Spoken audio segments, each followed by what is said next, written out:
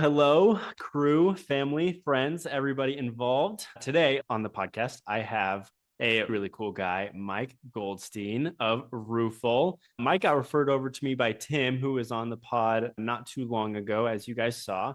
And Mike's a really cool guy. He's the CRO, Chief Revenue Officer of Roofle. And Roofle, for those of you who don't know, they're a digital quoting technology for roofing companies that help get quotes out on the website faster so that customers can convert better and more easily on the website. Mike himself, he has over 30 years of experience in the roofing industry, and you've been in everything, Mike. You were an installer, you were a company owner, you worked with GAF as a representative, and then now you're in the roofing tech and digital tools space. So you've had a wide breadth of experience in the industry, which I think is really cool. And so today we're going to pick your brain and learn a little bit about who is Mike and what knowledge do you hold behind those really cool shades of yours? Yeah, I have absolutely done it all, and you can see that with all the gray in my beard. So yes, I've been around the block multiple times. That's awesome. That's awesome. Well, to kick things off, Mike, a lot of people will know who you are and who Roofle and what Roofle is and kind of what you guys do, but just briefly overview for those who don't, kind of who are you, where did you come from, and what are you guys doing over at Roofle? Yeah. So yeah, I mean, at my core, I grew up as a hog farmer in Iowa. That's where I spent the first 18 years of my life. Started in the roofing industry in 1992, and worked my way as a roofing during the summertime, going through college. And once I graduated college, got married, moved to Minnesota. I've been in Minnesota here since '97. And started roofing company right away as I was kind of doing double time as a youth pastor in a church actually, and so I was doing kind of double time, and then went full time in the exterior remodeling business for from 2000 to 2010, and that's when I started with GAF, and I was a territory manager for GAF, and then ended up at national accounts there before making the switch just 3 years ago to Roofle. And yeah, so it's been across, and it's really kind of prepared me to what I'm doing today. So a lot of times I even said, as an installer, I know the industry very, very well. 18 years as an installer, back before roofing went Hollywood. A bunch of us were still, carrying shingles up, bundles of shingles up the ladder every day, and actually installing back in the good old days. But that really prepared me for my career at GAF, which has really prepared me for my career here at Roofle. Even though they look very differently, they're all tied together. Right, right. And you kind of have a wide variety of perspectives when it comes to the industry. So you can really help, you can grow in a lot of different ways that some other people might not be able to because they don't have that experience. Yep, yep, yeah. But back in the days when I didn't even know how to spell AI, and now here we are. Look at this. There you go. There you go. Uh, you've been in the industry for multiple decades, spanning over 3 decades now. And you've described yourself in the past as kind of an old dog in the roofing industry. Got a lot of firsthand field experience, like you mentioned. Um, Talk to us a little bit about how that practical background kind of influenced how you started thinking about digital tools like Roofle just 3 years ago when you started breaking into the space. Yeah, so one of the favorite stories I like to tell is back in the day when we started making the decision. Because when I started, I was hand nailing 3-tab shingles to salt domes. I mean, that's how we were installing. And then, the evolution kind of came to where, we were stopped hand nailing stuff, and because we started getting pneumatic nailers. And when the pneumatic nailers started showing up, there was still complexity, there was still fear, there was still objections to using it, which sounds ridiculous today, but it was absolutely true. So I always say, when one of the things that and this is legitimately a true story, when I exited the company that I worked for through college, my gift was a pneumatic nail gun. Like, this was the new thing. This is 1996 area, and these new things were coming out, and I gave it to him. And I challenge people when I'm telling this story of how long, and I'm going to challenge you with the question, how long did it take him to open up that box of that pneumatic nail gun? I gave it to him in 96. The fact that you're saying I gave it to him in 96 implies that I think that it was at least over a year. 4 years later, so in 2000, he started using it. Now, Wow. I know why he did that, right? Because it's not just a pneumatic nail gun. How do you actually get it to work? Well, you're going to need to invest in hoses. And when you invest in hoses, then you also have to have a compressor. And if you have a compressor, you have to be able to plug it in or power it with gas. And then, even then, what do you do when you're going up a 1212 like, where do you put the gun? There weren't holders, there weren't holsters, they weren't there. We didn't have all the complexities of really understanding what we're going to do with this cool new technology. And so there was all kinds of different reasons why he would never pull it out of the box until it was 4 years later. And how that evolution went to another evolution. Now we're not using three tabs anymore. Now we're using laminate shingles, and now we're using, the storm restoration industry has changed significantly. The way the tools that the manufacturers and distributors give us to sell products has changed significantly over the course of the years. The internet has changed the way, we get leads significantly. And so the problem that we're seeing today is these technologies and these innovations are coming quicker and quicker and quicker and quicker. And you could be out of business in 4 months when before you could wait 4 years to adopt technology. Now you might be out of business in 4 months if you're not adopting quick enough. And so that's where the industry has changed so much over 32 years. And it's such a privilege, and I appreciate what you're doing here, even with this, getting the word out. Guys, just look in your rear view mirror, but continue to look out the front mirror, the front windshield, because changes are coming quick. Yeah, 100%, 100%. And I think that me and you have a unique perspective on that because we're kind of leading this front, right, on a lot of these tools and a lot of these services / systems that are out there. Talk to us a little bit about when you first started coming in Roofle, and Roof Quote Pro is kind of this newer thing. Not a lot of people were using it.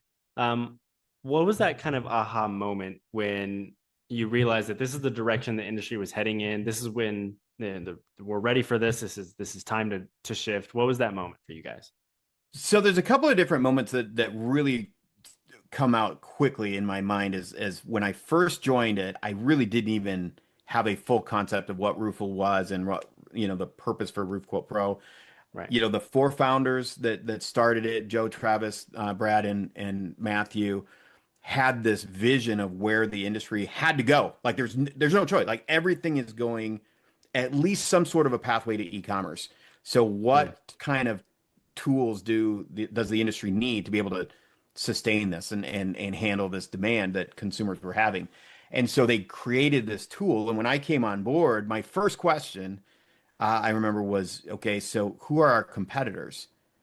And their answer was very like jarring to me. He said, well, we don't really have any. We kind of have one that's not really paying attention to it, but it's there. But we're hoping to get more because that's going to do the proof of concept that we're going down the right direction. And this is something that's going to be highly in demand. Right. So fast forward a couple of years, we probably have a dozen competitors. And then reading Marcus Sheridan's book, They Ask You Answer, was huge. That opened up like, okay, so many different industries have already gone this. We're not blazing any trails here. We're actually the last ones down this path when I'm talking about roofing companies or exterior remodeling companies that are starting to be transparent. But you've had this, Marcus Sheridan has been talking about this for 10 years and finally going. But I'll tell you the biggest one, and I have to talk about this because last week, so this is Tuesday, it'd be about 10 days ago, I came across a post by Dave Carroll that did and it wasn't roofing, but I think it was some other industry. But if you now type in roofing companies Minneapolis, that's where I'm at, the very first call to action up there's 3 buttons now. One is online estimates, one is highest rating, 2 is are they open, basically. So you're answering 3 questions. Are you open? Are you highly rated? And do you give online estimates? When we started Roofle, Roof Quote Pro anyway, version of this, people didn't even know what an instant estimator or an online estimator was. The technology did not exist. And now here we are only 3 years later, and Google is prioritizing front and center. We are going to direct traffic to any roofing contractor that has an online estimator embedded on their website. Yeah, I saw that post too. It was crazy. It kind of spread like wildfire really quick among the marketing community because I think it was the Gemini tag, right? That said like get an online or get a price or something like that. It was surprising, and it's I think you're right. It has been getting price transparency has been a thing for a while for a lot of industries, and home services came a little bit later, and especially in exteriors is coming even later because like plumbing, HVAC, electrical. A lot of people have had something similar to this for at least 5 years. I know a friend of mine, Marco Cipolla, has a HVAC quote, and they've been doing this for a while, right? And so Yeah. it's interesting to see how exteriors specifically is always a little bit late to the party. Why do you think that is? Such a great question, and I think part of it is that it's been kind of a hidden gem. Mm, Now, obviously recently has been discovered, and we're seeing right, that with private equity roll-ups and a lot of money being dumped into it, right, both in acquisition of companies, but also in technology. Like you look at the amount of money that's being brought to the tech space, specifically for exteriors. It's crazy. yeah, But I think that's so part of it. I think it was a hidden gem, and part of it is it's a construction thing. Look, if you look at the construction of a home, even the way that we stick frame houses, that process itself is like mind blowing to look at structures, how they're built today compared to how they were built 100 years ago. They're like completely the same. Like there has been no freaking changes in that process, and right, it's kind of mind blowing because if you look at, I was watching a presenter that worked for the Department of Energy, and he showed a picture of the streets of New York 100 years ago, and there were no cars because it was all horse and buggy, and then today it's obviously all cars and lights and everything. But if you look at a home being built 100 years ago compared to today, they look freaking the same. So yeah, there's a portion of this that is just weird because the industry itself is just slow to change. mm, We're kind of stuck with that, and we have a hard time adopting, innovation. But part of it is just not we just didn't even nobody had the technology to be able to put an estimator on a roof until right, 3 years ago. right. I think that's part of it. I think the technology was existing, but it wasn't adapted for the home service exteriors industry for quite a while. And I think a lot of that comes down to how in our society, obviously, the trades or home services has always kind of been a secondary, right? Like the way that not only the education system, but also a lot of societal pressures push new graduates, new people coming into the economy into white collar jobs. Computer science has been the thing for a million years, right? Or not a million, but like for the past at least 15 years, computer science has been the thing of like, if you want a really good career that's going to be stable and you do XYZ things, go to college, get a computer science degree, go work for a company, learn how to code, do all this stuff, right? And trades has always kind of been the secondary, right? It's been like, if you don't want to go to college and you don't really want to do, computer science or doctor or a lawyer or you whatever, go into the trades, learn a skill, and you can do that, right? And so I think that that's also part of it. A lot of the innovations that we see early on come to the white collar industries a lot sooner than they come to the blue collar industries. And I think that's part of the reason. Um, and so it's really interesting to see, even within the home service industry as a whole, how exterior specifically seems to be lagging a little bit behind. And I think that, there's a million explanations as to why someone could theorize as to why that is, but it's always interesting to see. Now, with what you guys do, it's very heavily dependent on consumers, right? The way that consumer trends are changing. And especially after COVID, we saw a lot of people moving to getting much more shopping online, obviously, but just being much more digitally integrated with their buying decisions, right? And we've seen that in home services now. Um, Talk to us a little bit about how you guys at Roofle have seen consumer behavior moving towards this type of technology where people don't really want to wait 2 weeks to get an appointment and then sit on for an hour while you pitch them your thing and then give you a price that's exorbitant and then they got to go do it again with another company so that they can compare prices, right? Talk to us a little bit about that. What are you guys seeing in consumer behavior in that regard? Yeah, so again, and I have to cite Marcus Sheridan, some of the work that he's been doing in this space, and that again, when I was a contractor, We relied on really the only entity that was out there to put our names out in a directory, which was the Yellow Pages. And how do you get to the front page of the Yellow Pages? Well, you name your company AAA Aardvark Roofing, right? And so that puts you on first page. So think about that. If you were a roofing company today and your way to get on first page of Google is to just because it's all alphabetized. And so the name of your company is AAA Aardvark Roofing. But today, and going back to Sheridan, what he talks about is in those days, a homeowner might be 20% of the way through the buying decision process before they pick up the phone and actually call somebody from the Yellow Pages. Mm. Today, they're much closer to 85% of the way through the decision-making process. And what changed? How is that different? What are we doing now? And then the ramifications of that, how are we, you know,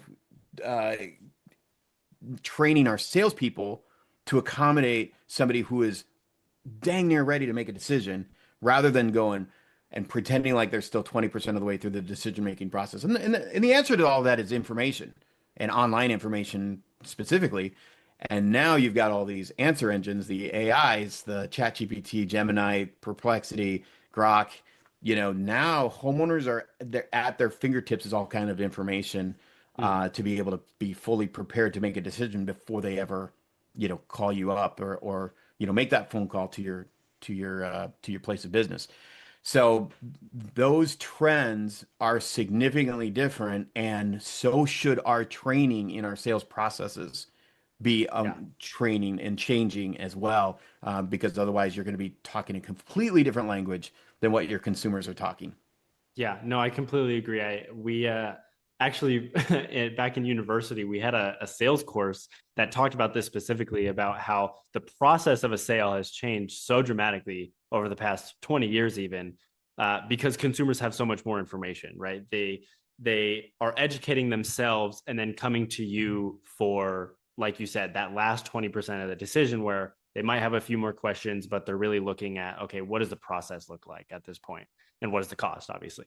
And so do you think that homeowner expectations have changed that in that way? Because I mean, that's how everything is sold these days. Amazon, if you're looking for a product for your home, it's like, okay, what TV do I want to buy? Well, I'm going to go watch all these reviews on these TVs.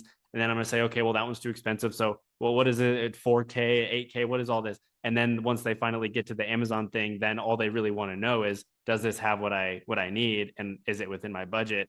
Do you think that homeowners are moving towards that in home services, that they just kind of want to know if it fits what they're expecting in the price? Is that kind of what you guys are seeing?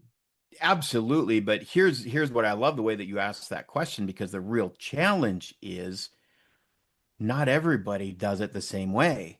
And I True. don't know that we will ever get to a point in history where we have to be this diverse as marketing and sales entities, because we Right. have to, again, I'm 51. I have my very distinguished sales processes that I expect in my Right. generation. And yet 40% of single family homes are now in my kids' area and, and growing.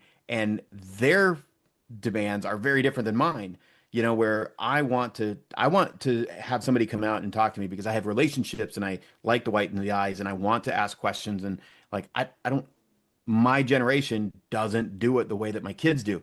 My Mm. kids were born with Google and the internet, and they can't wait for the salesperson to leave so that they can Google it or ChatGPT or Grok it and find the real answer. And so as roofing companies and home improvement companies, we have to be able to be that to our customer in the demands that the customers are making, which makes it probably the most challenging uh, place for any of us to be in history. Like, it's going to end up being obviously more on the tech side of it Right. eventually, but right now you got to play both sides. Yeah, 100%. 100%. I remember you talked about that in the roofing road trip transcript. You talked about that, how it's more about harnessing the consumer demand and what they're actually looking for now, rather than like forcing this e-commerce on homeowners. It's fulfilling the need and not pushing the tool, right? But as well, you've also mentioned that customers that are engaging with digital quoting tools and things of that nature on websites are staying a lot longer on the website per on average per visit. What have you guys learned about how that shifts the sales conversation for contractors? Are you seeing that they're staying on there just because of the quoting tool, or are they also gathering information on the website as well? Yeah, that's a great question. And I think the way that for decades we have been training the sales process, we typically hide the price for last because what we're doing in that in-home sales process is we're building up value, Right. building, and then presenting the price. And so it Right. almost looks kind of like a pyramid to where you're taking all of your information and you're slowly giving it to the homeowner, to the consumer. And then when they're ready, or when you're ready, let's be honest, you present the price. The problem is that they don't, that's kind of very different. And I think the fear is that you invert the triangle. So you present the price first and then build value. And Mm. nobody wants to do that because now what you did is you put all the stress on the bottom of the triangle and presented the price without any value. And I don't believe that that's a fair representation of what's actually happening. It's kind of like more you're presenting a lot of pillars to a big, Gothic or what do you call it in a Greek structure, right? Right. How they had all these pillars. One of the pillars is your warranty. One of your pillars is the price. One of the pillars is your reviews, your scores on Better Business Bureau, and one of them is the price. So it's not a hierarchy. It's actually a full picture of what questions the homeowners have. Can you answer all of those? And how many of those specifically, how many of those can you answer on your website? Because that's where they're at. So, Mm. yes, in our estimation, the amount spent on a contractor's website goes from about 45 seconds to about 8 minutes, 9 minutes. But it's not just because they're getting a quote, because that still takes 45 seconds. It's because you're able to paint a complete picture Mm. of everything. We're going to show you products, pricing. We're going to give you a potentially a digital image of your house. You can do financing options. You can see warranties. You can see accreditations. You can see our About Us page. You can see our reviews. But because you gave them one of those pillars that was super important to them, which was the price, now you have built their trust because of your transparency, Mm. and they're willing to stay and have that conversation longer. Has nothing to do with necessarily our technology. It's just understanding your consumer, what they want, and giving that to them in an online experience. Mm. I love that. I love that. Let's talk about that transparency thing a little bit and how I think that that is a transparency is an underrated part of the sales cycle, right? Transparency and trust. Um, as we mentioned, consumers are they have more information than ever, and so they have more. Um, they're coming to the point of sale with more educated than they have been before, right? And so a lot of the close, the sale, the money going into your pocket relies on, does this person trust you? It always has, but I feel like it does today even more, especially with how much you know what I mean, right? There's a lot of hubbub out there. There's a lot of shady stuff. It's easier than ever to find negative information about a certain process or certain product or a certain company. So trust is huge, right? Um, how do you find that transparency is increasing that trust, right? Because obviously there's a million ways to do it, but transparency is a great way to do so. How are you guys finding that it's increasing a company's trust in their buyers by providing that Yeah, price? so and then again, there's a million ways and million reasons for this, but primarily, if you hide something and the more you divert attention, so a woman is like, yeah, but what does it cost? Well, I'm going to get to that. Well, I'm going to get to that. Like the immediately there's why are you hiding this so much? Like, what are Right. you afraid of? And so there is automatic distrust. And I think that's across all generations, right? Yeah. I mean, there's always homeowners really do want to buy, but they don't want to be sold. Mm. And so part of that is, how do you give up as a contractor who wants to, I mean, I gave you the best service, the best products at the best price with the best warranties, but I'm not the cheapest. So how do I give up a little bit of control in the sales process? Because I'm not going to hide the price until the very end. It's changed. And so you have to understand your customer enough to know that, yes, every single homeowner survey that you see points to the fact that price transparency is a big deal with Mm. every single homeowner that gets surveyed. And if you don't believe me, go ahead and go to a timeshare and try to go through the timeshare process and the sales process. I mean, that entire industry is built on hiding your price. And by the way, cutting off your internet so that you can't Google and try to figure out, okay, are what they saying is really true? Like, what are the reviews? What are other people saying about this timeshare? Like, the entire process is about hiding everything until you make the sale, and then you go back and you find this stuff.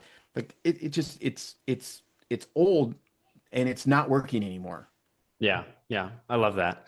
How are you guys, or how do you see contractors balancing? Because I think this is one of the biggest pieces as to why a lot of contractors might be adverse to some sort of technology like this, right? How do you see them balancing that transparency that we know is important with the reality that a lot of different contractors have different negotiated costs between materials and labor and all of this stuff that might not be exactly accurate, maybe on a quoting tool, or they come out to a job and they see, okay, this price is going to be different than what an average price be because the hassle is more. It's not worth our time as much, et cetera, et cetera. I think that might be an interesting conversation. It is, but I'm telling you that I think the biggest difference is going to be how do you brand yourself? Mm, Again, branding is no longer the the cherry on top. It's actually the dessert. So what's attractive to you about you to your customers? And when you start going into that, you start really seeing how, again, and my challenge always is to contractors, put yourself in the shoes of your consumer. Don't do things because that's the way you do business. Do things because that's how your desired consumer makes decisions, especially buying decisions. And so, part of this is yes, there's absolutely a way to still be the highest price on the market and be getting all the leads and getting all the sales because brand works. It mm. it it is the separator. And so as more people become more and more transparent on their website, there's an entirely different separator, but it doesn't have anything to do with price. It has everything to do with branding. And that's why branding has become so important in 2025 and 26.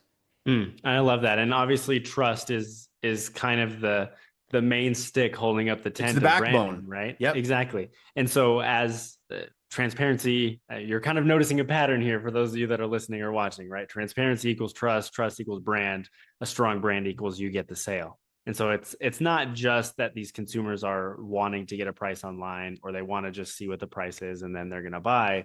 No, it's part of a bigger umbrella, obviously, right? Is there's a lot of factors that are playing into why it's important to offer something like this. Where do you see, like, why do a lot of contractors come to you guys and object? Like, where do you guys see a biggest objection? Yeah, three biggest objections. Number one, my goods and services are too complex to Ah, give an estimate for up front, right? I mean, yeah. we've got double layers and we've got, second stories and we've got spongy decking. And then, what about chimneys and skylights? And they say that kind of building the straw man. And I say, go on. I'm like, well, that's kind of about it, right? That's about it. So when we're looking at this and we look at the number of things that are sold online, houses, cars, like there's millions of combinations, all that affect the price. And, when we come to roofing specifically, you kind of come out to the end and going, well, this isn't that complicated anyway. But again, the idea is not necessarily a 100% online transaction. It might get there to a certain extent. I don't think so. But it is transparency. So just say, here are the potential things that are going to affect this price, and this is how it affects it. That's all homeowners are looking for. They understand they're getting a quote in less than 30 seconds from the comfort of their couch, 24 hours a day. They're not looking for, well, you said online and I got it in 30 seconds that my roof is this. Like, no, we're smart, right? And we're savvy, and especially we understand the big picture, but we just wanted to start the conversation. I'm not going to start the conversation if I know from the front you're hiding stuff. So we're just going to be transparent. The other thing, there's two other ones. Number one, the second one is my competitors are going to see my price. Mm. And there are some industries that's probably more important than roofing because fact of the matter, whenever I ask them, like, you already know your your competitor's price, right? And they're like, yeah, Right. yeah, we kind of do. And then the third is that it's going to be a price erosion. And it's actually the opposite of that, because again, depending on the customer is, you're not leading with price as much as you think or feel like you are. When you're giving that full experience, you're doing the opposite. In fact, you're giving a very clear picture of all of the things that go into this price. And if that customer, if all they want is the lowest price, they're probably not your customer anyway. But at least you only, they spent 30 seconds on your website to get to the point that they wanted to, and you can just dismiss them without spending a single penny and without, wasting any time. Right. Sending a So whole salesperson out there to go figure that out for yourself. Yeah. yeah, exactly. So when you start, so once you start thinking through these things and really putting yourself in the shoes of the consumer, a lot of the objections go, yeah, you're kind of right about that. But the converse is also true. If you continue to say, nope, that's not how we do business, well, you're turning your back on that segment of your consumer base that wants you to do it that way. And if you don't want to do it, that's fine. They're just going to go to your competitor website because they're easy to do business with and they're doing it, with what they had in mind. That's cool. But, the pond you're fishing in is getting smaller and smaller and smaller every year. Yeah. I love that. I love that. Obviously, AI and anything related to it have been kind of the talk of the town for the past 2 or 3 years. And it's only continuing to get louder and it's only continuing to go faster and faster and faster. Can you talk to us a little bit about how Roofle is either using AI today, planning to improve coding accuracy, conversion, workflow, et cetera? Yeah, so AI is really a big word. It's not a word. But like Right. AI is used for a lot of different things, and obviously we incorporate a lot of machine learning into our stuff, which is a very specific type of AI. But I think the most helpful thing when we're talking about, how do you brand and market your company is really understanding how different this process looks using, the answer engines rather than search engines. And so we have been conditioned to, be front page or top page of Google, and yet we're already to the point where 50% of the searches is being done on answer engines. Answer engine optimization looks a lot different than search engine. Not that they're completely divorced, like they're actually married, but when you have a homeowner going through an answer engine, they're not saying, give me the top 10, or give me well, and even not top. They're like, when you're doing a search, you're just saying roofing company, Minneapolis. When you're doing that on answer engine, you're not looking for options, you're looking for an answer. And that's where you have to be able to really put put yourself in the shoes of the consumer, because you need to predict what questions they're looking specifically for answers to. And so then you have to build your site. Again, your search engine is going to be helped in this process, but you're designing it differently because it has to be navigated by AI, whatever answer engine optimization that you're aiming to do. So that looks a lot different. Again, as long as the customer, and again, we'll go back to Roofle, as long as the customer doesn't care about price and didn't make it into the prompt, you're good not having an online estimator. The problem is, good luck finding that homeowner that doesn't even care about price. They're probably asking that as part of their prompt. So that's where you have to really have this global approach to how you're building your website and how you're, rolling out your marketing, to be able to specifically address those questions that your homeowners are asking. You're predicting what they're asking. I like that. I like that. A lot more. it just goes back to the basics of marketing, right? Understanding your consumer and what their needs are. And it's just getting deeper into that, right? Figuring out, okay, how can we further our own marketing into not what we think it should be, but what our consumer actually needs. I like that. And be Um, bold with your approach. yeah. That's and it's so hard to do that. You know, when Yeah. your blood, sweat, and tears have been spent decades building your company, you know, there's some risk because we're in new waters and I know it's tough. It's sometimes it's going to take a lot of stop thinking, learning, and then acting and doing. I like that. I like that. Um, Looking ahead into 2026, because we're recording this on Tuesday, the 16th of December. So we're getting close to 2026. Um, what other roles do you see AI and advanced analytics and all these buzzwords that people are talking about? What role do you see those playing in not just quoting and not just displaying price, but also in end-to-end interaction, right? The whole process, right? From lead gen to closing to everything. Where do you see a lot of these new technologies fitting in? Yeah, the two biggest things that I think we're going to see significant growth in 2026 is two specific things, and I'm sure you could talk a million things about this: appointment setting and sales. Are we actually going to need somebody to set appointments anymore, or can we divert that to AI? And the reason why this is so important is because we also know through our analytics and our software, and all of our subscriber gets all these analytics, by the way. You know that your leads are going to be coming in between 8 p.m. and midnight. Do you want to hire somebody to work those hours? Or are you going to assign an agent to be able to reply to those requests at between 8 p.m. and midnight? And I think more and more homeowners are going to be okay with the voice on the other end of the line saying, "Hey, this is an AI assistant. We have appointment this time, this time, this time. Which time works best for you?" And specifically scripting that in such a way that's easily understood and you understand that your instant online quote included these items. It did not include these items because we don't have that information.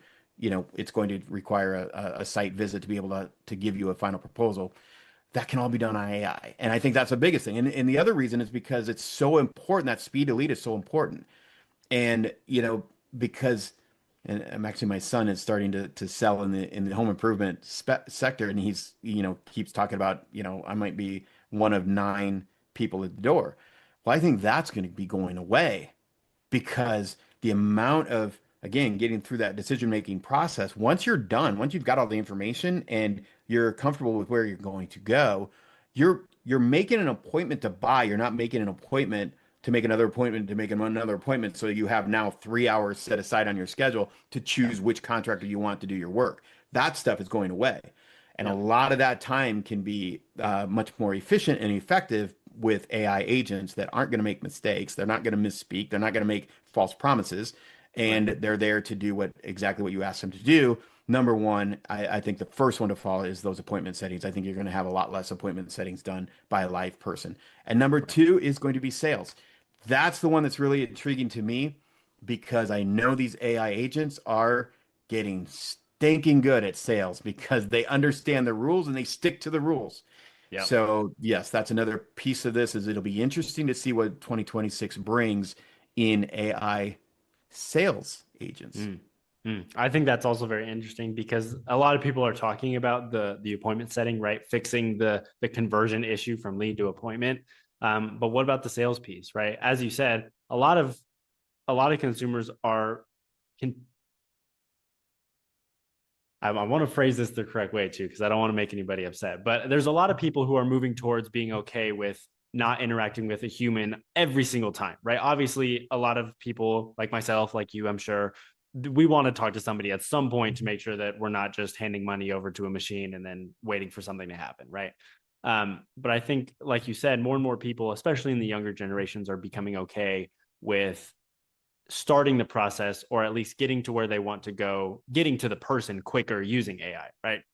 As Can I pause you just for a second? I want to Yeah, go push ahead. you a little bit Yeah. into say, I don't think I know. Like as a consumer, I think more and more consumers are not just okay with it.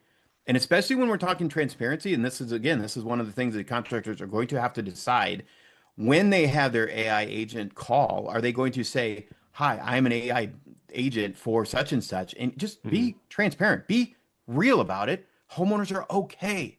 It's 2026. We know, and we're good with it. And if you're not, give them an option, but I'm willing to bet they're not going to take it. So I'm going to try to kind of push you to be a little bit more like bold that no, Mm. no, this is going to be okay. And as you get younger, they're actually going to insist on having an AI Mm. ban because they don't want the BS that comes with a Right. salesperson. Right. Right. No, Proceed. Yeah, you're on a I like that. good roll. I don't mean to interrupt you, but No, man, no, no, no. I think I you're like doing that. right. I like that. I like that. And I think you're right. It is happening, and it is happening quicker than what a lot of people think it is. Because from our own analytics at Nail, we see that traditionally a lot of the older demographics are still send me to an operator. I want to talk to somebody, do that, which we understand, right? And a lot of times those are still a large percentage of the buying audience because those are the ones that are owning homes right now, right? As we see it, younger people are owning less and less of what anything, or they're owning less cars, they're owning less homes, they're renting more. And so it gets a little bit harder, but that's going to eventually fade, right? Like there is going to be a time where my parents and your parents and the people who are a little bit more averse to speaking to technology are going to be going away. They will start to You can move say in. it. They're dying. Right. They're dying, right? They're going away. Their homes are not going to be owned by them anymore because they're not here to own them, right? Yep. And so eventually it is going to get there. And I think even then, I mean, we look back into, man, what was it? There was a post. I think it was by David Carroll again. Shout out David. He always has these interesting posts. But I believe there was some form of technology, whether it was computers or the internet. Is the internet? David made a post I think a while back about a quote from a newspaper, a reporter of something about how the internet is stupid and no one's going to use it because it's just all these young people doing this dumb thing, and they're just using it's all a bunch of young people talking on the internet, and no one's actually going to use it because it's not efficient and blah blah blah blah. The same thing is happening right now with AI, right? There's a really loud population of people saying AI is stupid, it's not good enough yet, no one knows how to use it, no one knows how to do it right, blah blah blah blah blah, no one likes it. But the silent majority are starting to come in and just using it because their lives are busy. Homeowners, their lives are busy. They got soccer practice, they got work, they got this, they got that. They don't want to call 5 or 6 different companies and wait for one of them to answer the phone, like you said, between 8 p.m. and midnight, because they've got things to do. They want to use their time in better ways. And like you said, the companies that adapt technology like this that are conforming to consumers' needs are going to be miles ahead in 2026 because they're just going to be they're just going to be preferred. They're going to get more of the business. Um, so I love this conversation. I could talk about this for like Right. forever. And Yeah. you're the perfect guy to talk to this stuff about because me and you could just keep going back and forth. But Yeah. any final thoughts on that? Any parting ideas on that kind of idea? Yeah, because data always wins, right? And technology is undefeated. And, if you think that you're going to be the one that finally topples technology, all right, I mean, that's good for you to try to think that way. It's not going to happen. And, but it's also not something to be afraid of. Mm-hmm. And, as you're thinking about it, people that are on the shores uh, of an ocean where the waves are crashing in and you're not paying attention because you're watching the kids or whatever, and this big wave hits you from behind and people get hurt, right? Because they're not watching, they're not aware, they're not planning ahead. And yet in that same ocean, that same beach, you look up the horizon a little bit and you've got people on surfboards waiting for that big wave because they're able to take advantage of it and what ride it in. And that's kind of what technology, as it's coming in like this massive wave to the exterior universe, Mm. some people are going to get hurt by it and it's going to hurt bad. Yeah. And then others are going to be harnessing it and having the ride of their lives. And so, I want you to be encouraged. I want everybody to, be head up, eyes wide open. It's not good, bad. It's just different. And there's going to be a lot of successful people who are able to harness technology and implement it into their businesses. That's awesome. That's awesome. You always phrase things so perfectly. I need to take a Mike Goldstein class on how to phrase what I'm saying. That's perfect. That's awesome, man. Well, I appreciate you coming on the show. We're just at time here. I don't want to steal any more of your day, but for anyone still out there that is listening, where can they go to learn more about you, learn more about Roofle and what you guys do, and maybe even get in touch if they're interested in chatting? Yeah, we are roofle.com is a great place to go. We've got the version of the technology embedded right on our website. You can put addresses in, see how it works, see how they, but just know that's a demo account. Don't look at the pricing on it. Just know that all that stuff is designed by the contractor. When you actually become a subscriber, we put it, white label it, put it right in your website. So you can make your website, if you're a roofing contractor, you can make your website become an Amazon type of experience to be able to harness those leads. You will be getting 6 times the number of leads with the same ad spend. The other thing is that I think it really unleashes your imagination. Like once you have this ability, you're like, oh, I've got another idea of how to use it. I think it's a lot of fun. Roofle.com is really the best place to start. We'd love to do a demo with you. Give us 30 minutes. We'll show you how it works, give you a vision of what the 2026 can look like. We'd love to do that. If you're really feeling brave, you can follow me on Facebook. It's Mike Goldenstein. And if you on anything else, it's typically the original influencer, which is a whole different story. I'm not an influencer. My stuff doesn't go viral. It just kind of all goes moldy. Here, I got one that you'll really enjoy. I made this hat. I My love that. I goal in think I saw life. that on your Facebook. That was awesome. Yeah, my goal in life is to put so much garbage, useless garbage on the internet that ChatGPT is like suddenly stunned and goes, "Damn, I used to know the answer to that question." Anyway, I've seen how this That's movie awesome. ends, and it becomes Ultron. It's suddenly you got Sarkovia going put up in the air to destroy the humanity. So I'm just here as an agent of heroism to save the world from destruction. So I want to make ChatGPT dumb again. There you go. There you go. Well, let's all join Mike on his journey and put more dumb stuff on the internet. Hopefully this Exactly. podcast can help with that. So I appreciate you coming on, man. Have a good rest of your day. All right, thank you. Appreciate it.